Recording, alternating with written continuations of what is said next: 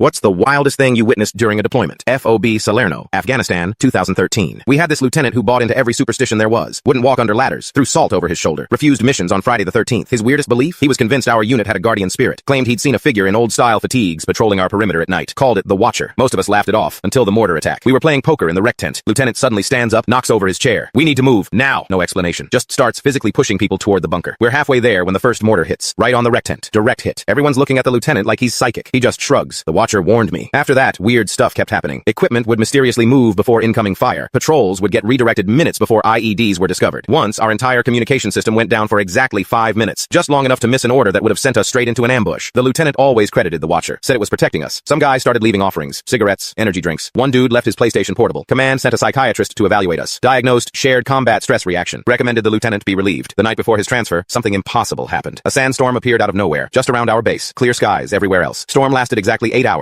the window when the lieutenant was supposed to leave. By morning, the storm had uncovered something in the sand outside our wire. An old Soviet-era minefield. Hundreds of mines that would have been right under our next patrol route. Command canceled the lieutenant's transfer. Credited him with exceptional situational awareness. But we knew better. Strangest part? Our unit took 0 casualties. 0. In one of the hottest zones in Afghanistan. On our last day, during withdrawal, we found something on the perimeter. Old set of boot prints. Soviet style. Leading in a circle around the entire base. No entry points, no exit points. Just a perfect circle. Lieutenant ordered us to set up a permanent marker before we left. Simple stone cairn with a metal plate. No name. Just a date. 1983. The year the Soviets lost a full company on that exact spot. I looked it up after we got home. Only one soldier survived that day. Claimed a mysterious figure led him to safety through the minefield. His commanding officers diagnosed him with combat stress. Transferred him out. Sometimes the line between superstition and survival is thinner than we think. The lieutenant retired after that tour. Last I heard, he bought land near the old Soviet memorial in St. Petersburg. Said he had a debt to repay. I never believed in ghosts before deployment. Still don't, officially. But every year on the anniversary of that mortar attack, I leave a fresh pack of cigarettes on my porch. Never touched. Always gone by morning. Maybe it's neighborhood kids. Maybe it's something else. All I know is my unit came home alive. Every single one of us. In a war where that almost never happens. Call it coincidence. Call it superstition. Call it what you want. But somewhere between reason and faith, between science and the supernatural, there's another explanation. Some debts transcend time. Some guardians never abandon their post. Some watches never end. And sometimes, just sometimes, the thing keeping you alive isn't in your field manual. Years later, I ran into our old combat photographer at a reunion. Showed me a photo from our last day. Group shot in front of the base. Everyone accounted for. Except there's a figure standing at the edge of the frame. Blurry. Half-transparent. Wearing old Soviet winter gear. In the Afghan summer heat. Could be a camera artifact. Could be a double exposure. But every man who was there that day, who saw what we saw, who survived what we survived, we all know exactly what it is. The Watcher. And somewhere in St. Petersburg, an American lieutenant still stands guard at a Soviet memorial, repaying a debt that wasn't his, honoring a promise he never made, completing a circle that began in 1983. Some say he's still there on cold nights. Others say he disappeared years ago. The locals leave him vodka and cigarettes either way. Two soldiers from different wars, different sides, different times, bound by something stronger than alliance, stronger than time. The Guardian and the Guardian. The Watcher and the Watcher. Forever on patrol.